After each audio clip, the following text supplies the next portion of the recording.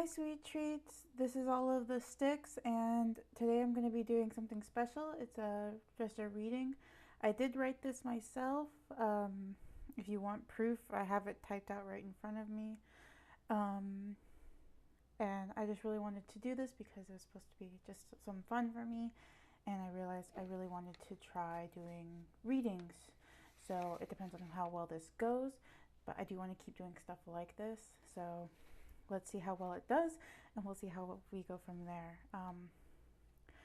This one was kind of goofy, but I call it beginning, ending, or middle. So let's begin. He awoke with a start. Feeling out of place, he searched around for any form of comfort to focus on.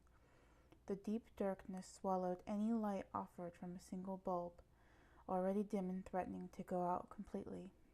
He stood quickly and had to take deep breaths and close his eyes to dissuade the nausea that cannonballed into his thoughts. The swinging and swaying of his still body finally stopped when he opened his eyes. Hello? Probably not the smartest thing to call out while in a room you have no knowledge of, but some semblance of humanity would be reassuring at this point. A soft low echoed back, and the groan of a breathing building were only responses. As his eyes adjusted to the ebony surroundings, he could make out a couple pillars, ones that hold up a house, and a door to the right and stairs to the left. Another groan picked up his heartbeat. Those were coming from above, almost directly. The place he was in complained of the added weight and gravity to support a body. It was not yet known if it was even human. He ran to a pillar, feeling his back prickle against the splinters. I'm shirtless? He realized only too late. He didn't even have the sense of mind to look at his own state in the dull panic he found himself in. So negative on the shirt. At least I still have my pants. My lucky pants my mom swore I would grow into by the 12th grade, but still. Kind of an odd thing to think about in the middle of peril, but any way to soothe the lamb. He searched his pockets, hoping for some way to illuminate the darkness. Those eyes had become more adjusted to the dark. Instead, he found his wallet, a miracle in and of itself. He opened the folds. No money. That wasn't an odd occurrence. His debit cards were in there, as was his dorky ID.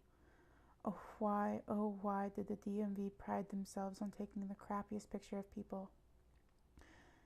He was in the middle of telling them that he wanted to be a donor, and his mouth was stuck in that permanent no face. For no reason but to confirm it was him, he read the Times New Roman print of Sam Micah Dublin. He always liked his name. Even now he could feel the distant memory of telling his friends he was the King of Dublin, Ireland.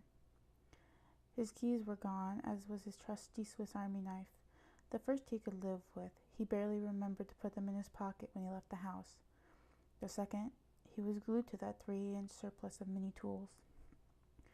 He ignored the groaning of the bitchy house and leapt into the sound of a chain sliding along rocky concrete, the slight tingling of it getting caught, then bashing against itself.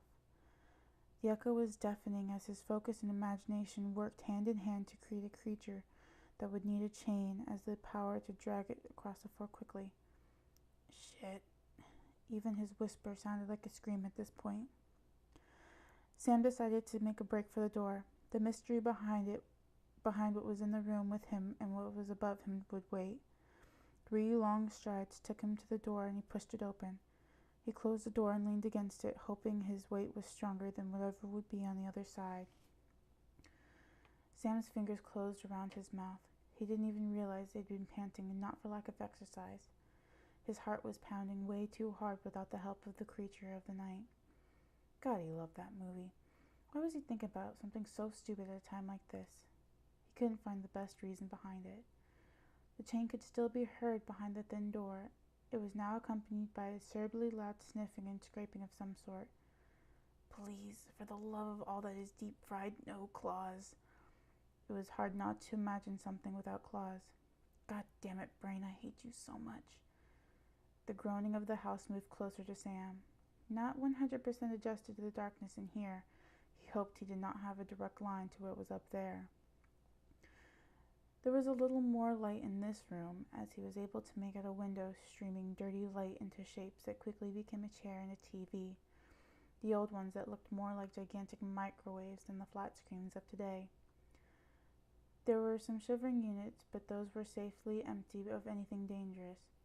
Maybe I can move one of them to climb out the window, he asked his common sense. Anyway, to get out of here would be a blessing. Do you really want to risk the thing above or outside the door to find you? Only way to find out. He pushed the shelving as quietly as he could, but the scraping of metal screamed in his ear.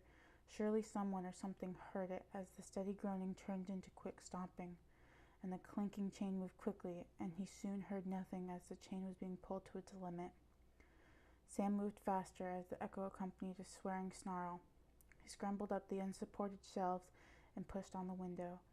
It gave relatively easy and creaked open a couple of inches. No, no! Sam desperately looked around for a hiding spot, a weapon, a shield, something to keep the mysterious figures away. The far door clicked and a new groan caught his attention. The shelving was more rotted than he had previously thought. It snapped as he tried to gain purchase and fell forward. Woods piercing his face and throat, his head slammed into the concrete floor and stars swam into his vision.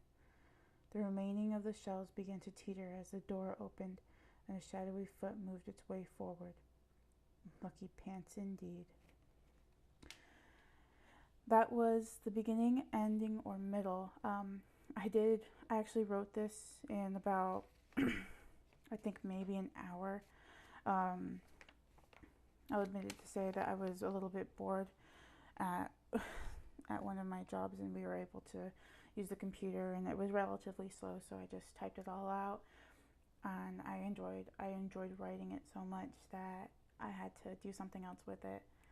And this was my thing I wanted to do with it. Like, even now, after writing it so long ago, my heart is pounding because I had personally become creeped out by it, because it's like what would probably go through your mind when you're going through this, because you're not exactly thinking rationally when you are in situations that are somewhat dangerous to you. Usually the ones are get out, but if you're still in that what's going on stage, your mind tends to wander, trying to give yourself comfort while you're in the situation. And I thought I would piece parts of that together. So if you liked it, please like it. If you want to hear even more, definitely subscribe to me. Send me other stories that you want me to read and what kind of tone you want me to set for it. I would love to read anything. If you have any questions, comments, or concerns, definitely put it down in the comment section below the description. I would love to hear your guys' feedback on this. So thank you guys so much for watching. I hope you have the best day that you want to have, and I will see you all in the next video. Bye-bye.